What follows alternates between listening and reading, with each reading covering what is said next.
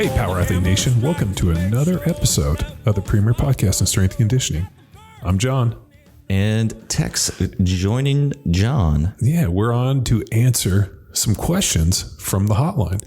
If you guys didn't know, we have this thing called the hotline, and we submit, or our viewers, people that listen, random people submit questions all the time to the hotline, and it's always hot, and the questions are always on fire.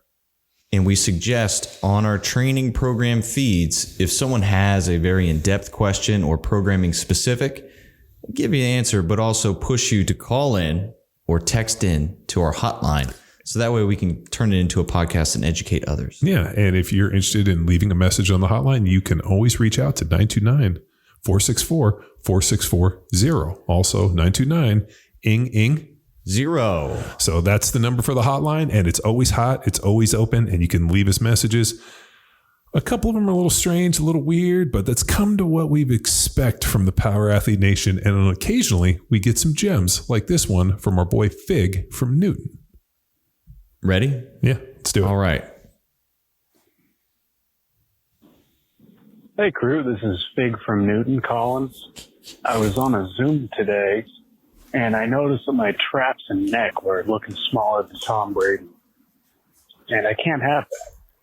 So, I have a couple questions about trap and neck training. Why don't we roll the shoulders when we shrug? Why do my anatomy professors say wrestling bridges or neck bridges are terrible for you? And more importantly, how do you get big, juicy traps and neck? Bye. All right. There's more than a few things to unpack with our old boy Fig. One, his neck and traps are probably looking mighty skinny because he has not been lifting weights like he should. And when I talk to him, hopefully every Friday or every other Friday, I remind him to not slide back into the pool of mediocrity in which he came. But I also know that Fig's in school. He's traversing, he's working, he's moving and shaking, and he needs to focus his programming. And if big traps are in a thick neck are what he needs, and he's got to throw that at the forefront. For some context, Fig from Newton is a former intern of Power Athlete that spent 6 months with us. Slaving. When he came to us, he was a wad of cookie dough. And when he left, he was a wad of cookie dough with some chocolate chips. No, he certainly improved. No, dude, he lost a ton of weight, fixed a back injury, was just a rudderless boat out just at the wind and the currents, whim. And you know what? We gave him direction. We set him on a course. We set him on a path. And now Fig is on his way to becoming the biggest Fig Newton he can become. That's right. He set a name, and now he's built some confidence, and he wants to demonstrate that confidence. He needs to strengthen his neck to hold that newfound big head of his. We had to knock him down a peg or two. It's like a big bucket, really. You know what? I wrote an article about traps and neck and why that training is so important, especially in relationship to concussions and football players. I think really doing some focused neck work is really important. We have a neck strap we use, and then also there's a whole bunch of manual resistance protocols. But what I found, some of the most important, upper to back development comes from being able to do pull-ups, doing dips, especially shrugs on the dip bars, rack pulls, and any type of shrugging and pulling movement. A lot of dynamic clean pulls, snatch pulls, anything you can. We do a bunch of trap bar deadlifting, especially trap bar jumps, which involve a shrugging motion. But the other big one is I love, and this is by far one of my favorite trap upper back exercises, is to load up the safety squat bar, put the handles on it, and then shrug the bar off your neck. I like that. So that's one of my favorites. But before we get exercise specific and then into reps, I want to talk about the trap, because this was something in what we were talking about concussions years ago. Yep. And I learned this, and I didn't even think about it, that the trap is long muscle, and there are 3 sections to it, and almost different ways to approach training to each section of the trap, where TC is looking at just his skinny pencil neck and then his lack of the meat on his bones on his shoulders. There is so much more to that trap. And so why don't we get into that? The full trap. I got picture here if you need to get a little refresher. Yeah. And your previous article, which I will link up in the show notes, you called it the buttresses of the neck. Yep. Oh, it was pretty interesting. The people that I saw that had, neck injuries and especially like longer necks tended to have more issue. And if you have a longer neck, I mean, some guy's head just sits right on their shoulders. But what I figured out was that the traps are like effectively the shock absorber, the buttress for the neck. And that if you had strong traps and had done a ton of pulling in your life and had been very, and I'm going to say trap centric, in your training and smart about that upper back, all of a sudden concussions and stingers and a lot of those issues weren't necessarily the factor the same way. Now, I'll give you this caveat. If your head is turned and it gets loaded to the side, like you have a little transverse rotation and with a loading, especially a dynamic loading that you're not expecting, you're going to get a stinger. And that obviously happened to me. But I found that it was kind of like there were compound movements that were movements that I were doing in my training in terms of developing strength and musculature and athleticism that biased the trap, like, power cleans, power snatches, and some things where I was doing a lot of dynamic pulling, especially heavy deadlifts, RDLs, and shrugs. And I've always done a ton of shrugs. The other one came from being able to do reverse shrugs off of the dip bars. Mm-hmm. So attacking these in different ways, but also the high volume amount of rows and really developing that upper trap and then even that mid back. I also do like the old school neck strap. We have one and I, try to get at least some reps on it every week. And then there's a whole manual resistance protocol that I have written up to be another course for neck training for power athlete. We obviously put out the foot. I think that there's a whole other course that we potentially will put out sometime in 2021 that involves just focusing on the neck for longevity and strength. And sticking with you called out the high school wrestling neck and how they were opposed to that. My argument there is they had a negative experience and they're not looking at it for the training focus. And I would view that as an isometric hold. Yep. So we can bridge, pun intended, the gap to successfully executing that with simple isometrics. And one of my favorite tools to use with the field sports athletes that I work with is partner pillars. Mm-hmm. So imagine a normal pillar setup, elbows underneath your shoulders, hands in front of the elbows, straight line from your heels all the way through the top of your head in a neutral neck position.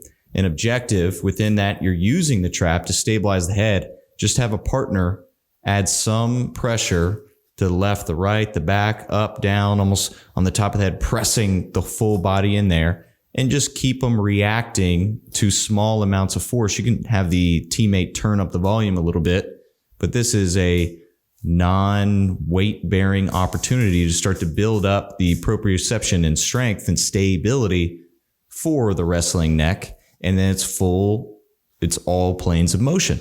Yep. So that's one little tool. So again, I would not attack said movement. Think about how it's being coached and executed. This goes for anything really, but how it's being coached and executed to get into there. And you can take that same neutral neck position and maintain that. And then we add movement around it, which John was talking about, some scap depressions and then scap elevations, reverse shrugs on the dip bar. Yeah. The other one too, when people think of the traps, they just think of like this top piece that you can see out the front. I'm never overly impressed by the traps that I can see in the front. I'm more interested in the trap I can see in the back. So when we coached the barbell back squat, I always talked about bar at the base of the traps. Now, I know somebody's got some decent trap development when I can actually physically see that line. And then when they put the bar there, I can see the trap kind of pushing over the top. That only comes from a ton of being able to do a lot of rowing this way. And then also the other one, which if you want to hit the traps, the little trick to being able to hit the shrugs properly is to use dumbbells and to put a slight bend in the elbow. So when you bend in the elbow, you can actually get more extension and more flexion on the trap. So a little slight tip of the elbow, bend of the elbow is how I've always found that the dumbbell shrugs end up working better. And then within the program, you guys will see this come up in Jack Street and various programs. We do a lot of incline dumbbell shrugs. So your chest is onto a 45 on the bench, arms are hanging down, and we're working shrugs and rows. So I think it's a combination of being able to do shrugs in different planes of motion, different angles, standing 45, and doing a ton of rows, which, we do obviously lat pull downs, or pull ups, let's say, and seated rows, and then also a ton of supine rows. So I think all that rowing especially hits that mid trap, that mid back, and then also with a lot of the dynamic and a lot of the heavy deadlifts. Like look at anybody that pulls consistently heavy deadlifts, dude. They all have massive traps. Like it's very hard to not have some form of serious trap development with a big deadlift. Yeah, I was just watching. David MCK tagged us in today's deficit deadlifts, and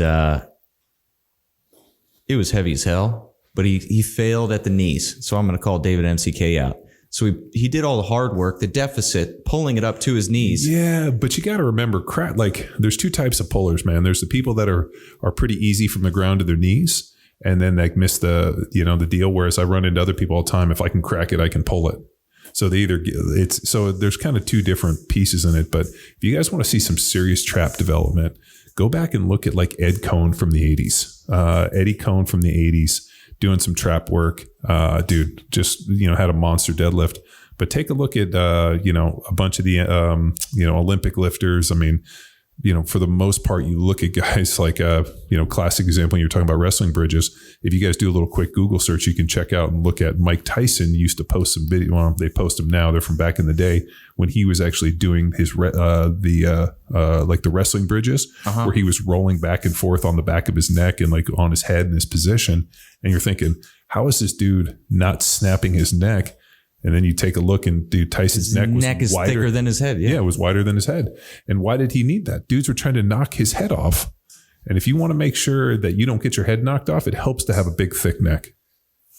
Yeah. And I mean, I never saw a Mike linebacker that could hit for shit that didn't have a big neck. Yeah. Like if I looked my first thought right now is Zach Thomas, and just watching him on Zach Thomas, Texas Tech, Miami, and then Dallas. The other guy was AJ Hawk. AJ Hawk, dude, he not only had the neck, but he also had like the jaw that looked like it was carved out of stone. I mean, I can just think of all the different linebacker guys. I'd look up there and you could just see this big, thick neck, and those dudes had the ability to be able to put their head on you and hit you in interesting ways. And I really think that that's an important part. But also, it comes from doing some focused training that involves a ton of pulling, ton of shrugs, and just being able to really put some focused work into it. Also within, you had different angles, also the orientation. You talked about angles within the body. How about the orientation that plays an important role into this? The Kelso shrugs versus what else would we go? A supine, scap depression. So talk about the different orientations that you need to be in. Is one more difficult than the other? How does that change the trap training? When you're standing, I think that there's more of that kind of upper trap. When we get into a 45, and especially when you're face down, now we're kind of hitting more of that kind of mid back, that kind of mid trap, what you see kind of a little bit down, like right above the erectors. And then when we start getting into a ton of like supine rolling when your chest is up, and we do a ton of that. It was pretty interesting years ago when I got contracted by CrossFit to put out CrossFit football. One of the problems, and if you guys are fans of Power Athlete and follow the methodology, one of the primal movement patterns is 7 primal patterns. The 4 for the upper body is a horizontal row. And at the time, there was really no horizontal row in CrossFit. It was rowing on a C2, which isn't a weighted row. So I threw in supine ring rows into our program, super heavy, because I needed that other plane of motion. And it just wasn't one of those movements that was just used very often in CrossFit, but yet was super heavy within the CrossFit football Power Athlete model. And with the dawn of Field Strong, we created that opportunity to include more warm-up actions that execute here. And then one of the tests we did very early, and I remember our phone conversation about this when we're trying to figure out different tests, was the bent over row. Yeah. And what was the aim? How close should your bent over row be to your bench press? I thought it was a 1-to-1. Whatever you bench, you should be able to bend over row. Now, I've seen some people that obviously maybe could be, it's something to strive for. If you bench 405, you should be able to do a 405 single for a bent over row. Now, there's two different types of bent over rows. So there's the bent over row where the bar starts and finishes on the ground. You start with a good flat back and you pull the bar and you bring it back down. Or there is what's known as the Yates row, which unfortunately everybody assumes is a bent over row. Bent over row, the bar starts and finishes on the ground and you keep a good flat back. The Yates row is a little different.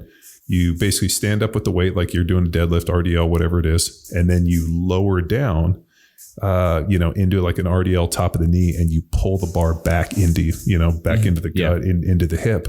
And, Dorian Yates was the guy that made those famous, and he really credited that movement.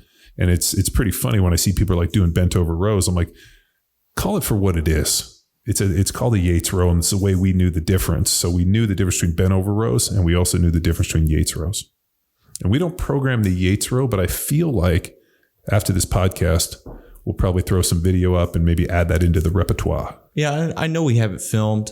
We've executed. I was first introduced to those during a Rafael Ruiz session, and that blew my lats up, my back up. Well, it's pretty, when you look at where people pull, and this is something that whenever I program one arm dumbbell rows, right? So I'm always pretty fascinated by like one arm dumbbell rows, the position, normally, some people like to kneel on the bench. I don't like to do it that way. I usually like to get it from a bilateral standpoint, kind of lean over, put one hand on the rack, and then I row.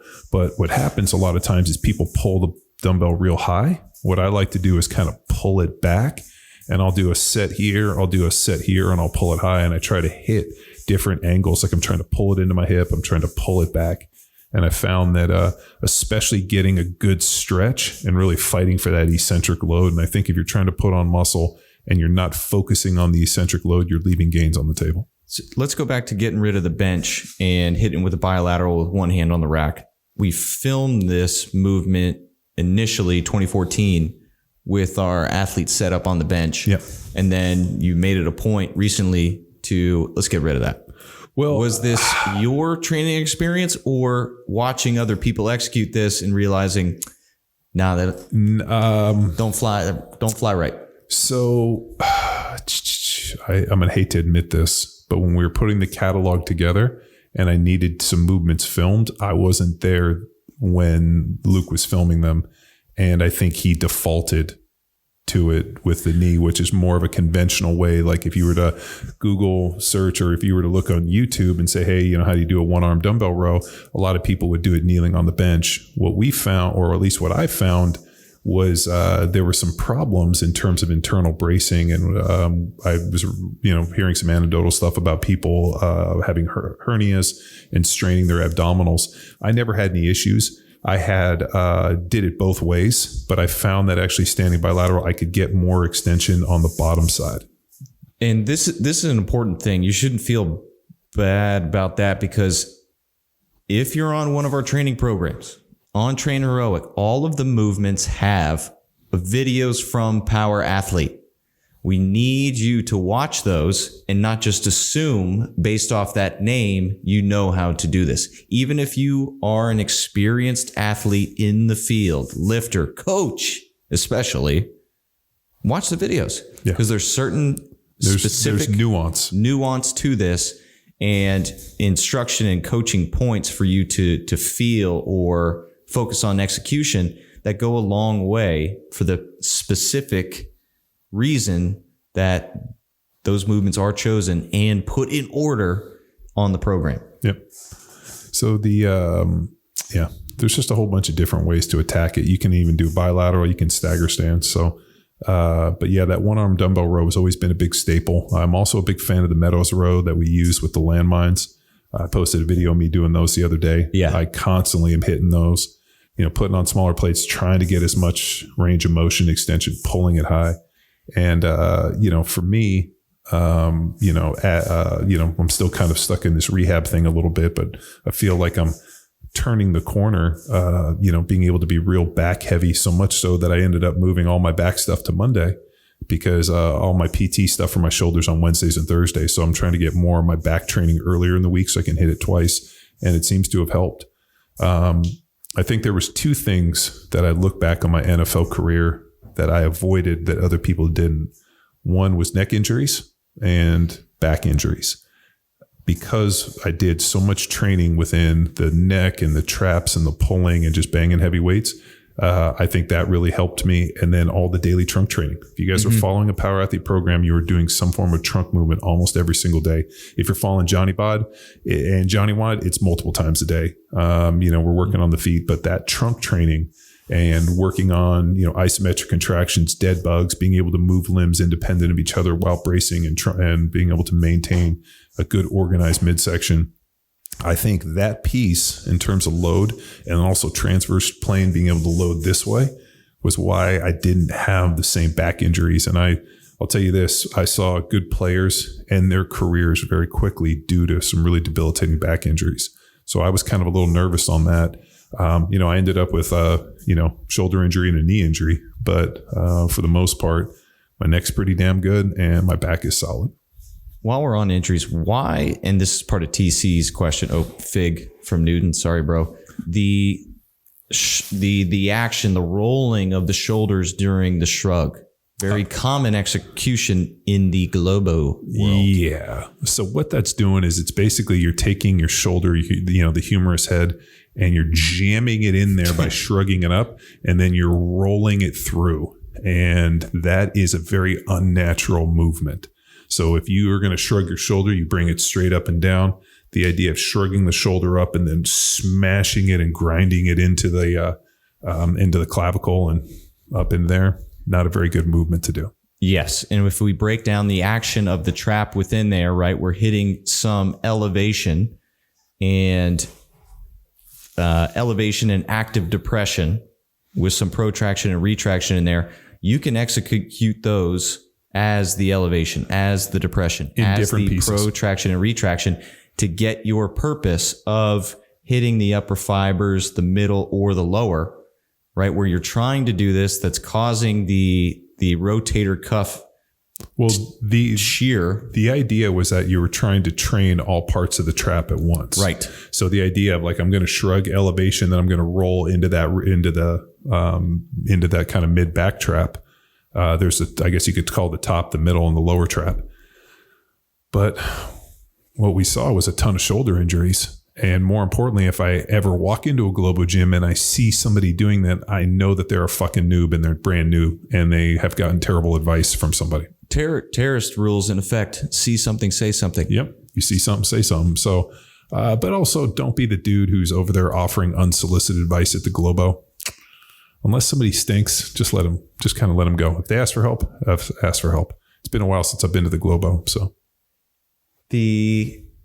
what I want to get it and close down with is now rep schemes. Mm-hmm. So TC is in a position where, okay, we gave him the tools, we gave him some actions, some movements to execute.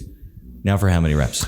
I found personally that I had better response to trap and neck work when there was a combination of higher reps. So I found, for some of the dynamic pulling stuff, being able to do some higher reps was good. But I also, like single doubles and triples, I never really noticed, too much trap development from it. I looked at more kind of classical bodybuilding, and those guys tend to train heavier in a higher rep range, 8 to 10, 8 to 12, 8 to 15. We used to do like a gnarly, 12 to 15 rep star shrugs. Yeah. And those were always done. Johnny Wad knows all about that. Yeah. Well, that was a fun one. So we were doing basically hang power cleans up to like 315. And then when we couldn't get those anymore, we had like a 12 to 15 rep set final, basically doing the star shrug, which was just a power clean that you couldn't actually turn over. So normal for me. Yeah. Yeah. Out of the rack. And man, that was one of those things where you're like, your traps would just explode. So I remember Dr. Tom telling me years ago that there's more motor units in the trap than any other muscle. So when you, and he just made an anecdotal, like you can always kind of notice when like newer athlete or like newer people start taking performance enhancing drugs, the traps are by far the fastest growing of the muscles. So if you ever spot a dude who's like, looks okay, but his traps are like way overdeveloped, he's pretty early on in that thing. And like, I always thought that was boy Anderson. Who? John Anderson. John Anderson. Oh, well, those aren't, just kidding. Dude, his whole body's developed, but I think he's got some synthol in there, which is a injectable oil that causes some inflammatory and just looks like a massive cartoon. All right. Deep water. John's fucking great. Oh, he's what podcast was he on, dude? Which two? Dude, I'll have to look that up. He was great. If we ever get a chance to go out and hang out with that dude, I love him. I think he's fucking hilarious. Yeah, I'll look that up. How do we sum this up, John? I got my points here, but all right. So to sum it up, you're going to have to do some dedicated neck work. I like a combination of not only manual resistance, but also some isometrics in different positions. And then you got to have a varied routine that involves heavy and pulling, which is going to be some upper trap, some mid trap, and some lower trap. And then we're going to change different angles. You can do it standing, you can do it supine. And I like a lot of the 45 stuff, especially, face down in, on a 45 bench. And, we hit shrugs, we hit flies, we hit a bunch of different movements in that direction. And that all hits that trap. And that is my closing point. Develop awareness. Even though you're targeting your traps TC, use this still as a tool and a vessel to develop your athleticism. So change your torso angle. As John mentioned, your orientation, face up, face down, vertical. Find different ways to target your traps. Or you can just follow a power athlete program and also stack a little Johnny Bod in there. Oh, yeah. And if you guys want to learn more about Johnny Bod, just go check out johnnywad.com. Scroll down. You'll see Johnny Wad, Johnny Bod. You can stack Johnny Bod on any program, any power athlete program, any Cal Strength program, any program that you're following on Train Heroic would be epically better. Now, the best in the business is power athlete and all there are different programs. But if by some odd chance you're listening to this and you might follow another program, stack a little JBot on there. Yeah. We're talking 10 to 15 minutes, about 7 to 8 sets. So it's broken up into 2 different body parts. So I hit 2 different body parts a day. It alternates one of the, it alternates with calf, lower leg, foot, and trunk. And then we hit different body parts. It hits arms, it hits shoulders. We'll hit, chest and a bunch of different ones, back, traps. 10 to 15. And you can use, but don't need a barbell. So if it's something that you want to finish out your day or start your day with milk jugs, Mr. Raw Milk TC. Yeah. Or cinder blocks, just driving around with cinder blocks. Baby, third monkey, get in there. Dude, he could just fill his trunk in his Toyota Camry or his Honda Accent or whatever he's rolling around in. Just throw a couple cinder blocks. When he gets stuck in traffic, just get out and get a little shrug on. Why not? The episodes with John Anderson, the awesome deep water method, 157 initially where we first met each other, and then 195. I feel like we got to bring him back in the 400s. I feel too. Yeah, we'll reach out. We got to bring him out from the deep and get it after. TC, you got enough. You got your little Tom Brady burn on. I'm sorry you left your New England team. Well, that's a real problem. New England's like the gilded ex-boyfriend staring at the prom queen and, out in the middle of the dance floor from like a dark corner, just being like, it was Tom Brady this whole time and not Belichick. Well, TC himself is maybe 24, 25. He's lived his whole conscious life a winner with Tom Brady. And now he's faced with, this is standard Houston Texan, Detroit Lion type of year, brother. Get used to it. Do you think the Patriots will rebound? I sure hope so for TC and Fig Newton. No. My well-documented best friend is a Boston fan, and he gives me shit just for the whole Houston existence, no matter the sport. So I am rooting against them forever, just to spite. Well, and that's the kind of friendships that I appreciate. Yeah, we'll see what happens. Hey, guys, thanks for joining us on another episode of Power Athlete Radio. If you want to hit that hotline, 929-464-4640. 929-ING-ING-0. Reach out, leave us a message on the hotline. It's always hot. It's always ready. And you can drop us a text. You can leave us a message. What is this, Johnny Watt? And on occasion, you can send us smoke screens. So thank you so much, and we'll talk to you later. Bye. Now it's time for you to empower your performance. Head to powerathletehq.com/training to choose from a number of programs to meet your specific performance goals. And if you like to break a mental sweat too, visit academy.powerathletehq.com and become a real stakeholder in you or your athlete's success. Until next time, bye!